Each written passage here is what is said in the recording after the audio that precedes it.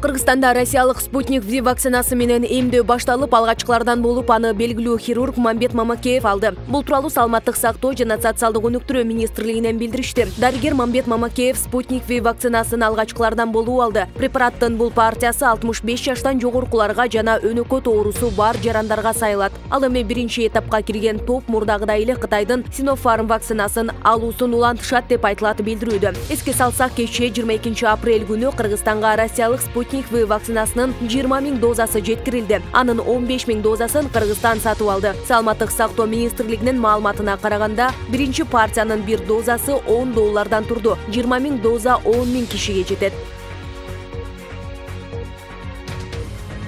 Саламаттык сактоо жана социалдык өнүктүрүү министрлиги коронавирустун британиялык штаммынын белгилерин Facebook баракчасына жарыялады. Министрлик оорунун белгилерин Улуу Британиянын улуттук статистикалык кызматынын маалыматына таянып чыгарган. Анда жаңы штаммдын белгилери катары жөтөл, чарчоо, тамак жана муундардын оорушу көрсөтүлгөн. Дам жана жыт сезбей калуу коронавирустун Кытайлык штаммына салыштырмалуу сейрек кездешери айтылган. Жыт, дам сезбей калуу жаңы штаммда чанда кездешет. Бирок ал негизги белгилердин катарында. Дене табы көтөрүлүп, жөтөлүү, дам сезбей калуу оорунун негизги белгилери. Эгер адамда бул 3 белгинин бири эле байкалган болсо, дарыгерге кайрылышы керек деп жазылат маалыматта. Дүйнөдө коронавирустун жаңы штаммы аныкталган 3,5 миң адам ар кандай белгини көрсөткөн. Анын ичинен 35% жөтөлсө, 32% алсыздыкты байкашкан. Мамлекеттик бажы кызматы быйыл жыл башынан бери эле баңгизат ташыган 30 учурду аныктады. Бул иштердин натыйжасында мыйзамсыз ташылган 100 килограммга жакын маңзат табылган. Алар марихуана 48 килограмм, 304 грамм, 89 миллиграмм, гашиш 45 килограмм, 833 грамм, 25 миллиграмм, апиим 2 грамм, 91 миллиграмм, психотроптук каражаттар 450 грамм. Бажы кызматы тараткан маалыматка ылайык бул сандар былтыркыга салыштырмалуу 57%га көп. Мындан бир ай мурда Ошту баңгизат ташыгандарды калкалап жүргөн деген шек менен милиция жетекчиси кармалган. Улуттук коопсуздук боюнча мамлекеттик комитети колго түшүргөн тартип сакчылары көптөн бери Ош облусунун аймагында ири өлчөмдөгү баңгизаттарын сатуу менен алектенип жүргөн деп шектелгенин билдирген.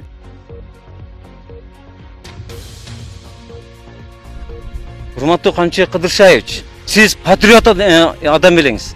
Не болду сизге? Түшүнбөй калдык биз. Биз сиздин мына бийликке келгичекте айткан сөзүңүз бар эле. Кыргызстандын бир кетпейт деген сөзүңүз бар эле. Бул эмне кылган кылыңыз? Түшүнбөй калдык биз. Бул караңызчы.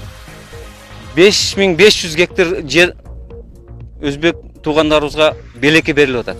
Кемпирабад суу сактагычынын жанындагы 50 гектар жерди Өзбекстан менен алмашууга каршы болгон Өзгүн районунун Кызыл Октябрь айылынын айрым тургундары 22 апрелде да нааразычылык билдирип чыгышты. Ал бул күнү топтолгон жерине 3 боз ит тигип, мөөнөтсүз акция башташты. Кызыл Октябрлыктар 21 апрель күнү да чогулушкан. Алар улуттук коопсуздук боюнча мамлекеттик комитеттин төрагасы Камчыбек Ташиевке кайрылып, Өзбекстан менен жер алмашууга байланыштуу протоколду жокко чыгарууну талап кылышууда. Каршы болгондор Кемпирабадка байланыштуу чечим чокул чыкканын айтып, атайын кызматтын башчысынан жергиликтүү эл менен жолугушууга келишин өтүнүшүүдө. Алар ошондой эле суу сактагычтын айланасындагы жер тилкесине байланыштуу коңшу мамлекет менен болгон протокол жокко чыгарылышын талап кылып жатышат. Камчыбек Ташиев нааразы болгондор менен 19 апрелде жолугуп, ошол жерде айтылган талаптардан улам Ташкентке дагы бир жолу барып келерин, 50 гектар жерди 20га чейин азайтууга аракет кыларын айткан.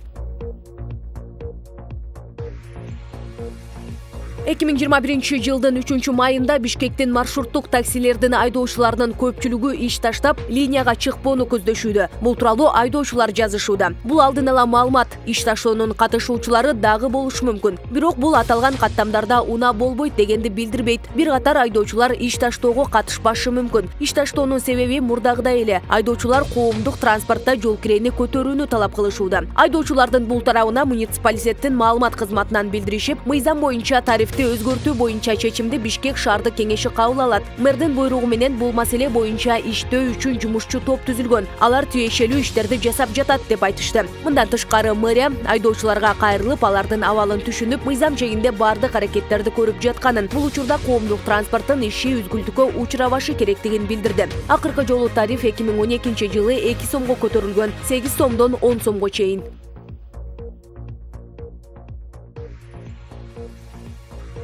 Өкмөт башчы Улукбек Марипов 3-майдан тарта биометрикалык жалпы жарандык паспорттар бериле баштарын айтты. 23-апрелде Facebook'ta түз эфирге чыкканда паспорт кризисине байланыштуу маселе чечилгенин билдирди. Жалпы жарандык паспорттун жаңыланган биометрикалык үлгүсү Кыргызстанда 2020-жылдын 25-декабрында бериле баштамак. Кийин ал апрелге жылган, бирок убагында ишке ашпай, соңку күндөрү коомчулукта кескин сын пикирлер күчөгөн. Паспорт берүү планы айтылган учурда ишке ашпай жатканы үчүн 9-мартта өкмөт башчы мамлекеттик каттоо кызматынын төрагасы Акын Мамбеталиевге сөгүш жарыялап, анын орун басары Тилек Батыркановду иштен алган. Жаңы үлгүдөгү паспорттарды даярдоо боюнча тендерди Германиянын Мульбауэр компаниясы утуп алган. Бирок принтерлерге байланыштуу техникалык себептерден улам жаңы бланкалардын Кыргызстанга келиши кечеңдеп жатканы айтылган. Мурда жалпы жарандык паспорт биометрикалык үлгүдө болгон эмес. Дүйнөнүн бир катар мамлекеттери биометрикалык документи бар чет элдиктерге гана өлкөгө кирүүгө уруксат берет.